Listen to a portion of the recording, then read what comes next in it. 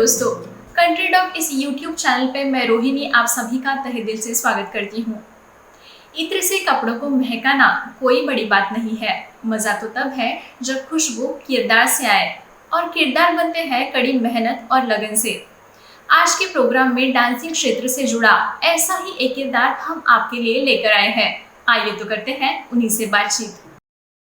दोस्तों, आज हमारे साथ है हमारे नागपुर की ही स्टेट, नेशनल और इंटरनेशनल अवार्ड विनिंग डांसर, साथ ही साथ कोरियोग्राफर। आइए बात करते हैं ग्रीष्मा यादव से।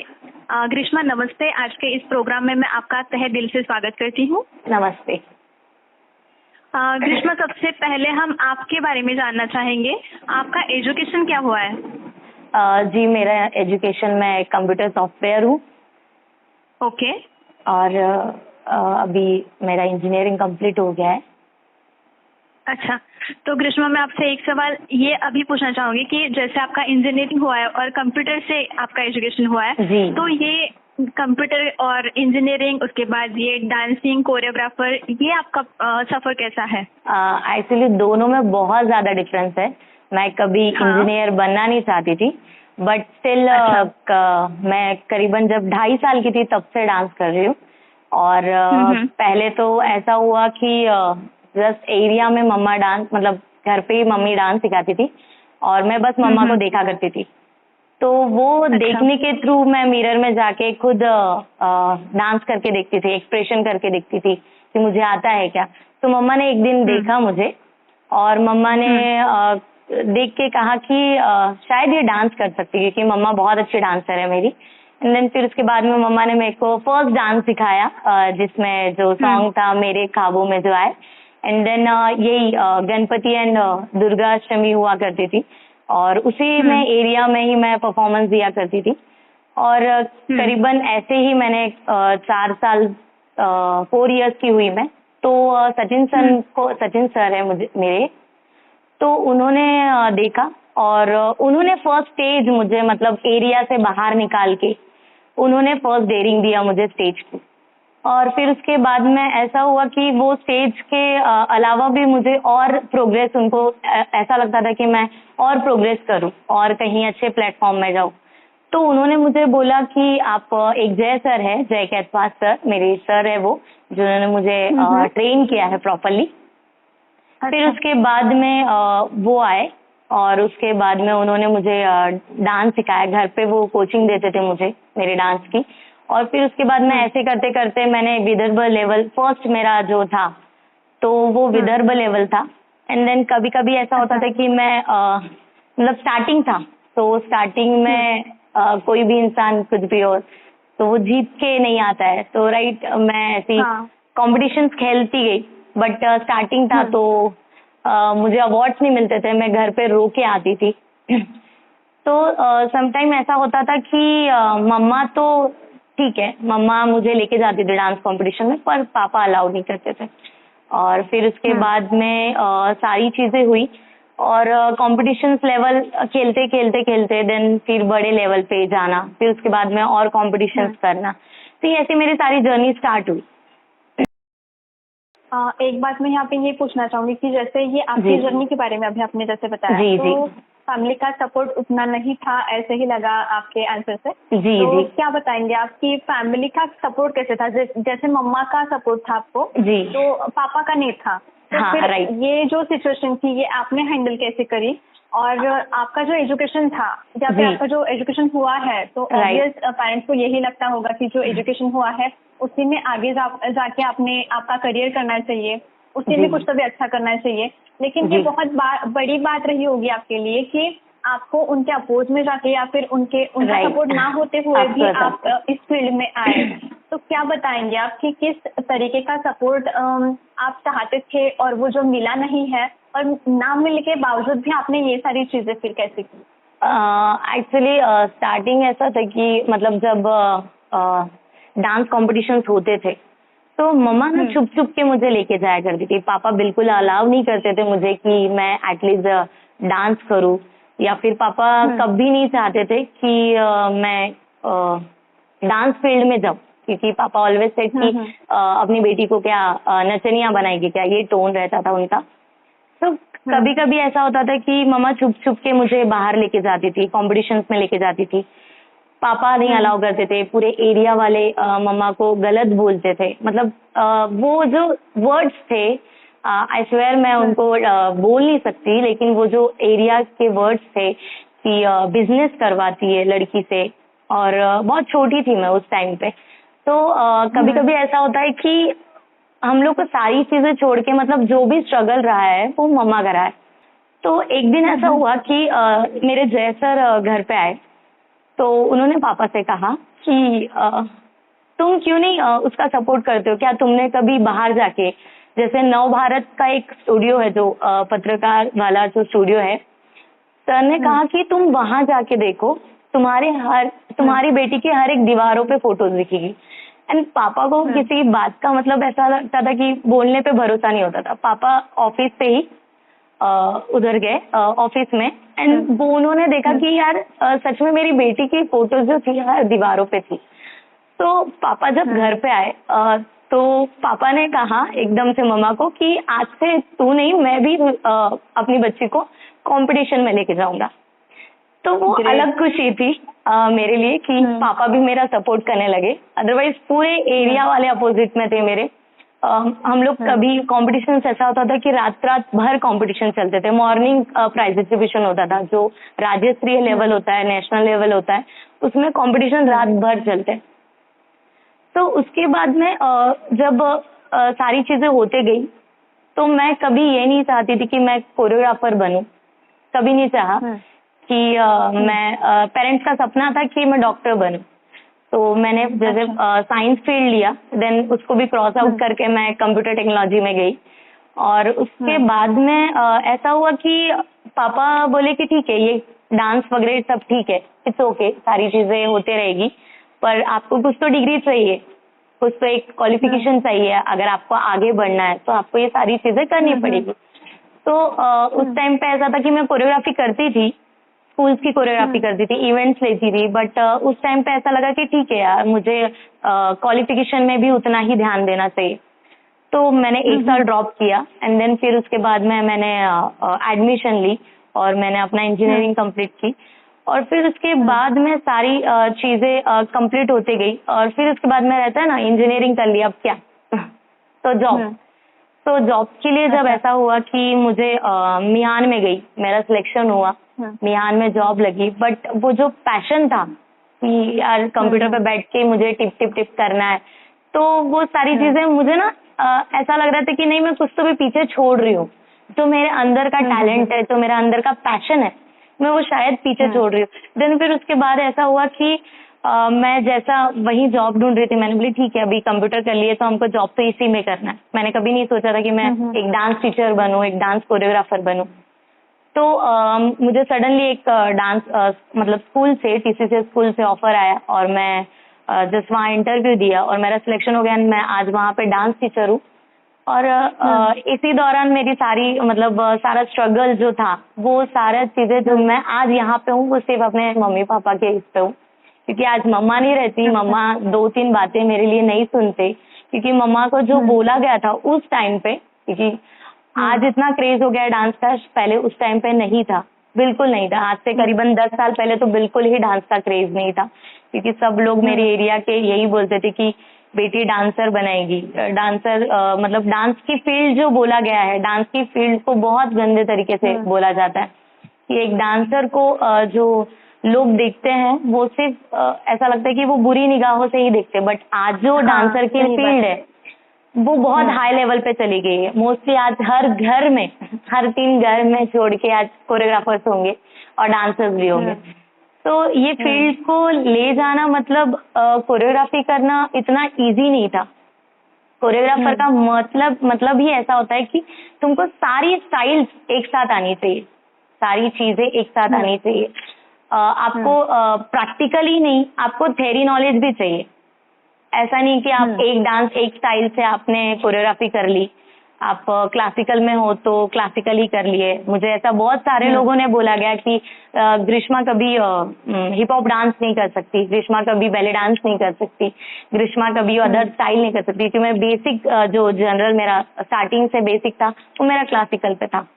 तो कभी कभी ऐसा हुआ, तो ये सारी चीजों को मैं निगेटिव लेते लेते लेते तो कभी ऐसा आया कि नहीं, अभी खुद को अपडेट करना है, मुझे आगे बढ़ना है, चाहे कुछ भी हो जाए, मुझे अब यही फील्ड चूज करनी है। तो मैंने वो सबको मात देने के लिए कि ग्रीष्मा कभी कुछ कर नहीं सकती, वो सारी चीजों को मात देने के लिए मैंने अपडेट लाई खुद के अंदर, एंड मैं आज मैं इस जगह पे हूँ। अच्छा, बहुत अच्छी इन्फॉर्मेशन आपने दी और आपकी फैमिली का आपको सपोर्ट मिला, वही सुनने के लिए हम तरस रहे थे कि आप आगे क्या बताने वाले हो। बहुत बड़ी चीज थी। तो आगे आपने बहुत बड़े बड़े शोज भी किए हैं, जैसे बुगी में आप गए हो, एक अपेक्षा एक में आप गए हो, वहाँ के विनर भी आप रहे हो। तो उन शोज के बारे में क्या बताएंगे आप? बहुत क्यूरियोसिटी हमें ये जानने की कि आप कौन से शोज में गए और आपको स्टेट, नेशनल, इंटरनेशनल अवार्ड्स मिले हैं, 100 से भी ज्यादा आपको अवार्ड्स मिले हैं, तो उनके बारे में क्या बताएंगे आप? एक्चुअली स्टार्टिंग टू एंड तक, अभी तक मतलब मैं जब तक मेरे पास ट्रॉफीज करीबन 350 ट्रॉफीज है। एक्चुअली उसमें एडअप हो जाती है, अब उसको गिनती नहीं हूँ मैं, क्योंकि काफी सालों से, मतलब आप सोच लीजिए मैं 2.5 साल से अभी तक सिर्फ कंपटीशन ही खेला है, या फिर कोरियोग्राफी की इवेंट, बेस्ट परफॉर्मेंस के अवार्ड। तो स्टार्टिंग ऐसा हुआ कि ऑडिशंस मैंने कई जगह दिए। ऑडिशंस मतलब मैंने 7 इयर्स की थी तब से ऑडिशंस देना स्टार्ट किया था टीवी रियलिटी शो का। तब सिलेक्शन भी हुआ था, बट किसी कारण के वश मैं जा नहीं पाई। तो एक दिन नागपुर में ही ऑडिशन हुआ बुगी वुगी का। करीबन बुगी वुगी के मैंने 4 ऑडिशंस दिए, एक Bhopal, Hyderabad, and then Kolkata and Mumbai, और लास्ट वाला था मेरा नागपुर। तो इतनी जगह पे ऑडिशंस देने के बाद मुझे ऐसा लगता था कि नहीं, अब नहीं होगा, शायद सिलेक्शन नहीं होगा मेरा, कुछ कमी रह गई होगी। तो नागपुर में जब ऑडिशंस दी मैंने लास्ट वाला, तो उसमें मेरा सिलेक्शन हुआ, एंड देन फिर मैं 2008 में मैं बुगी में गई, एंड देन फिर ऑफ कोर्स वहाँ पे मैं जीती। और सबसे ज्यादा खुशी इस बात की थी कि मैं जहाँ पे जिस एरिया में रहती हूँ उस एरिया में और पूरे हिंगना में नाम कमाना मतलब इजी नहीं था, क्योंकि उस स्टेज पे आई थिंक कोई भी टीवी रियलिटी शो पे नहीं गया था। नागपुर की मैं ऐसी पहली लड़की थी जो टीवी रियलिटी शो पे जाके जीत के आई थी। तो वो एरिया वालों को भी खुशी थी। एंड देन फिर उसके बाद में कंटिन्यू रियलिटी शोज के ऑफर्स आने लगे, और फिर उसके बाद में हम लोग ने एक अरे वाह शाबाश किया मी मराठी का। देन उसके बाद में फिर मैंने DID के ऑडिशंस दिया, जिसमें मैं लिटिल मास्टर में 42 में थी, टॉप 42 में। एंड देन फिर उसके बाद में कुछ कारणवश कुछ प्रॉब्लम्स की वजह से, कुछ फाइनेंशियल कंडीशन की वजह से मैं वापस आ गई, मुंबई से वापस आना पड़ा मुझे, बिकॉज उस टाइम पे फाइनेंशियल कंडीशन इतनी स्ट्रांग नहीं रहती थी कि हम लोग वहाँ पे अफोर्ड कर पाए, क्योंकि सारे बुगी में ऐसा तो बुगी में ऐसा रहता था कि सारी चीजें उनके तरफ से रहती थी, बट कभी कभी DID में ऐसा था कि पहले हमको देना था, करना था, देन फिर वो लोग वापस करते थे ऐसा। देन फिर उसके बाद में एक अपेक्षा एक हुआ, तुरंत अरे वाह शाबाश के बाद मेरा एक अपेक्षा एक हुआ, और सडनली उसके बाद में आने के बाद मैं नागपुर की विदर्भ आइडल बनी। एंड देन फिर उसके बाद में रिसेंटली 2022 में तमिलनाडु में एक शो हुआ, जो करीबन 175 स्टेट के लोग वहां पे थे, मतलब अपने स्टेट को वो लोग रिप्रेजेंट कर रहे थे। तो महाराष्ट्र में से पूरे महाराष्ट्र में से नागपुर से पहले हम थे, मैं थी जिन्होंने नागपुर को रिप्रेजेंट किया ओवरऑल महाराष्ट्र से। तो वो सबसे बड़ी खुशी थी। एंड वहां पे जाके करीबन वहां पे 1 लाख के ऊपर पब्लिक थी। आप उसको देखते थे तो आई थिंक बहुत ज्यादा रश था वहां पे। सारे महाराष्ट्र का नजर ऐसा था कि हम पे थी, कि नागपुर से कोई ना कोई जा रहा है जरूर। वो हर करीबन 5 साल के बाद नागपुर को ऑफर्स मिला गया था वहां का, क्योंकि इतने सालों में नागपुर से 5 सालों में नागपुर से कोई भी नहीं गया। तो 5 साल के बाद हम लोग को वो अपॉर्चुनिटी मिली, तो हम लोग उस स्टेज पे गए एंड हम लोग विनर हुए। So I got best international best choreographer award. तो वो बहुत ज्यादा खुशी की बात थी कि इंटरनेशनल बेस्ट कोरियोग्राफर जीतना किसी का, बहुत लोगों का सपना होता है। इंटरनेशनल स्टेज पे परफॉर्मेंस देना बहुत लोगों का सपना होता है। एंड मेरा भी एक इसी में से एक छोटा सा सपना था कि मैं भी इंटरनेशनल परफॉर्म करूं एंड देन वहां से जीत के आऊं। ऐसा नहीं कि खाली आता हूँ। एंड ऑफ कोर्स वो सारी चीजें मैंने कंप्लीटली की और मैंने अपने सपनों को पूरा किया। बहुत बड़ी बात है हमारे पूरे महाराष्ट्र के लिए कि एक नागपुर की लड़की जाके महाराष्ट्र को रिप्रेजेंट कर रही है और वो जीत के आ रही है। जी। ग्रीष्मा, एक बात पूछना चाहूंगी आपसे कि जी आप डांसर ये डांसिंग फील्ड था आपका, जी, ठीक है, और आप डांसिंग से लेके आप कोरियोग्राफर तक आए हो, तो ये डांसिंग से कोरियोग्राफर बनना, ये बात आपको कैसे दिमाग में आई और इस तरफ आपने कैसे ये किया कि डांसर से कोरियोग्राफर बना जाए? राइट, ये सबसे बड़ी चुनौती थी मेरे लिए, डांसर से कोरियोग्राफर बनना। राइट, मैंने जैसे पहले कहा कोरियोग्राफर बनना इट्स नॉट इजी, बिल्कुल भी इजी नहीं है। कोरियोग्राफर मतलब ऐसा होता है कि उसको पहले तो उसको सारी स्टाइल्स आनी चाहिए, सारी स्टाइल A to Z। अगर आपको कुछ स्टाइल्स आती भी है तो उसका ऐसा है कि आपको उसका प्रैक्टिकल विद थ्योरी भी आना चाहिए। तो मैंने पहले तो क्लासिकल जय केतवा सर से सीखा और उसके बाद में मैंने मेरा कथक मदन पांडे सर के पास किया और उसके बाद में फिर मेरा जो बेली डांसिंग था वो ईशान हीलेस सर के पास से मेरा सर्टिफिकेशन हुआ और फिर उसके बाद में अपडेट के लिए मैंने फिर जुम्बा सर्टिफिकेशन किया। उसके बाद में फोक सर्टिफिकेशन हुआ मेरा। ऐसे कंटिन्यू करते करते देन कभी ऐसा हो जाता था कि स्टार्टिंग आई थिंक कोरियोग्राफी की मैंने 10th स्टैंडर्ड में थी, तब से की। फर्स्ट मेरा कोरियोग्राफी था स्कूल में। तो धीरे धीरे ऐसा लगा कि मैं कोरियोग्राफी करूँ, तो धीरे धीरे एक पर्टिकुलर एक सॉन्ग पे कोरियोग्राफी करना, देन फिर उसके बाद में स्कूल्स मिलते गए, इवेंट्स मिलते गए, ऑर्डर्स मिलते गए कोरियोग्राफी के। तो मैंने ऐसे धीरे धीरे अपनी कोरियोग्राफी स्टार्ट की। मैंने ओडिसी की थ्योरी ली, ओडिशा डांस की। देन उसके बाद में मैंने कथकली डांस की थ्योरी ली। उसके बाद में मैंने भरतनाट्यम समित सर के पास से सीखा और उन्होंने भी अच्छी खासी मुझे थ्योरी का नॉलेज दिया। इस सारी चीजों की वजह से मैंने फिर उसके बाद धीरे धीरे मैंने कोरियोग्राफी स्टार्ट की और सारा थ्योरी एंड प्रैक्टिकल के साथ में मैं आज कोरियोग्राफर बनी हूँ। मैंने पूरा एजुकेशन लेने के बाद आपने सोचा कि ये सब कुछ हम कर सकते हैं और थ्योरेटिकल नॉलेज भी उतना ही ज्यादा जरूरी है। ऑफ कोर्स, क्योंकि आपको अगर थ्योरी नॉलेज नहीं रहेगा तो शायद ही आप कोरियोग्राफर है, क्योंकि ये सारी चीजों में आप अगर एक डॉक्टर भी है तो डॉक्टर्स को भी एक थ्योरी नॉलेज होता है कि वो उनको कैसी मेडिसिन देनी, राइट। तो हम लोग को भी उसी तरीके से उस डांस लेवल पे हमको कोरियोग्राफी करनी पड़ती है। अगर किसी ने कह दिया आपको हिप हॉप सिखाना है तो वो चीज आनी चाहिए। अगर आपको किसी ने कह दिया कि आपको कथकली सिखाना है या फिर मणिपुरी सिखाना है तो आपको वो चीज आनी चाहिए, बिकॉज सारे लोग मार्केट से डिमांड क्या रहेगी ये हमें नहीं पता होता है। जी, राइट, डिमांड के लिए हम रेडी है, तो ये सारी चीजें आप कर सकते हो। हाँ, इसलिए वर्सैटिलिटी जहाँ पे है वहीं पे ये सारी चीजें होंगी, वहीं पे आपको भी बहुत ज्यादा ये मिलेगा, एक्सपोजर है आपको कि आप खुद को कैसे प्रेजेंट कर रहे हो। जी, सही है।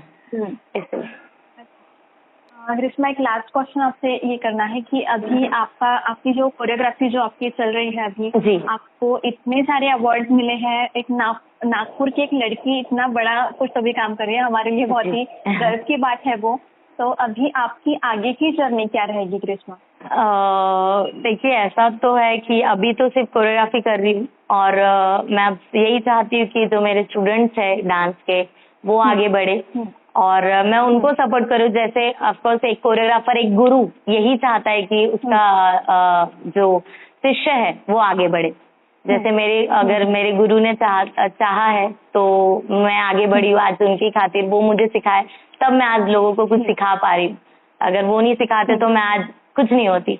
तो मैं भी यही सोचती हूँ कि उनको एक गुड नॉलेज दूँ और उसके बाद में बस अभी तो मैं डांस टीचर हूँ और एक खुद का सपना है कि जैसे मैं हूँ वैसे मेरे स्टूडेंट्स भी बने और कहीं मैं उनको भी जैसे मेरे गुरु ने मुझे एक लेवल तक पहुँचाया वैसे मैं भी अपने एक बच्चे को उस लेवल तक पहुँचाऊँ।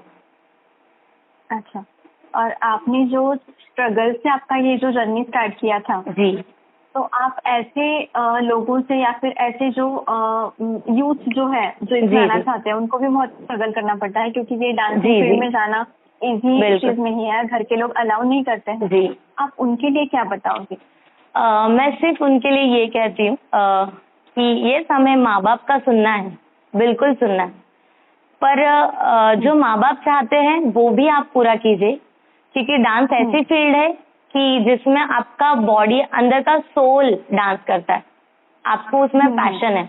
बट हमारा जब एक प्रोफेशन और एक पर्सनल चीजें जब एक होती है तो जो हम अंदर की हमारी जो आत्मा जो कहती है हमें वो करना चाहिए, क्योंकि हमारा दिमाग कहीं और रहता है, हमारा दिल कहीं और रहता है। अगर मुझे ऐसे पूछा जाए कि कंप्यूटर में आपको करना है सारी चीजें, हाँ मैं करूंगी, पर मैं डांस कभी नहीं छोड़ सकती, क्योंकि मेरा जो अंदर का डांस है, अपना पैशन, मेरा जो पैशन है, मैं वो कभी नहीं छोड़ सकती। और मैं इसलिए मैं यूथ लोगों को यही बताना चाहूंगी कि डांस आपको बिल्कुल करना है, बिल्कुल। आपको अगर अपना पैशन, अपना करियर अगर डांस में करना है तो आप बिल्कुल करिए, बट नीड ये होती है कि आपको एक तरीके से अपने फैमिली को भी पालना है, ठीक है। कभी कभी ऐसा हो जाता है कि फाइनेंशियल कंडीशन उतनी स्ट्रांग नहीं रहती, इसलिए हमको डांस चीजें छोड़नी पड़ती है। ऐसे मेरे कई स्टूडेंट्स हैं, कई फ्रेंड्स हैं जिन्होंने डांस फील्ड छोड़ के, वो काफी अच्छा डांस करते थे, लेकिन डांस फील्ड छोड़ के उन्होंने जॉब पर ध्यान दिया। ऑफ कोर्स मैं भी रहती तो मैं ये चीज करती कि मैं शाम का एटलीस्ट वक्त जो मेरा पैशन है, जो मेरी प्रैक्टिस है, मैं उसको देती, क्योंकि 24 घंटे में अगर आप 8 घंटे अपने जॉब को देते हो तो आपके पास 8 घंटे और बचते हैं, करीबन कई ज्यादा घंटे बचते हैं, उससे भी ज्यादा घंटे बचते हैं। तो वो चीज अगर आप अपने पैशन को भी दोगे तो दोनों चीजें बैलेंस होगी। तो मैं सिर्फ यही चीज कहती हूँ कि आप अपने पैशन को भी रखिए और अपने करियर को भी रखिए। आपको फाइनेंशियल कंडीशन की भी उतनी ही नीड होगी, क्योंकि आजकल ऐसा हो गया है डांस का, अगर आपको डांस सीखना है कई बड़े इंस्टीट्यूट में जाके, अगर आपको मुंबई में डांस सीखना है तो आपको उतना पैसा पे करना होता है, तब आप जाके कुछ चीजें वहां से सीखते हैं, राइट। तो मैं सिर्फ यही कहना चाहूंगी कि आप लोग डांस भी फॉलो कीजिए, अपना पैशन भी रखिए, अपना करियर भी अपने साथ में रखिए। मैं यूथ लोगों को यही बोलती हूँ कि आप लोग सारी चीजें बैलेंस में करिए। बहुत ही प्यारा सा मैसेज हमें ग्रीष्मा से मिला है, जिनकी सोच ही इतनी अच्छी है, उनको ऐसे भी लगता है कि पेरेंट्स की भी सुनो, खुद की भी सुनो। और ये बात सभी यूथ ने करनी ही चाहिए, क्योंकि पेरेंट्स कुछ तो भी अलग हमसे एक्सपेक्ट कर रहे होते हैं, और अगर उनके हिसाब से हम लोग चलो तो उनको भी हम हैप्पी रख पाएंगे, और हमारा जो पैशन है वो भी हम कर पाएंगे, और हम करियर भी बहुत अच्छी तरीके से कर पाएंगे। ये बहुत ही प्यारा सा मैसेज हमें ग्रीष्मा से मिला है। तो we are really very proud of you dear. Thank you. आप एक नागपुर की लड़की, बहुत ही एक गर्व की बात है हम सभी के लिए कि आप हम लोगों को प्रेजेंट करती हो कहीं पे जाके, तो ये हमारे लिए बहुत ही बड़ी बात है। तो आपकी जो आने वाली लाइफ है, आपका करियर है डांसिंग से जुड़ा, और आपका कोरियोग्राफी से जुड़ा जो भी आपका करियर है, उसके लिए आपको बहुत बहुत शुभकामनाएं देती हूँ। आज के आपके इंटरव्यू को यहीं पे समाप्त करती हूँ। Thank you so much. तो दोस्तों, आज के हमारे इस प्रोग्राम में हमारे साथ थी नागपुर की लड़की ग्रीष्मा, जिन्होंने स्टेट, नेशनल और इंटरनेशनल लेवल पे हमारे नागपुर को रिप्रेजेंट किया। ऐसे ही कई नए किरदारों के साथ मिलेंगे हमारे कंट्री टॉक इस चैनल पे। तब तक नमस्ते।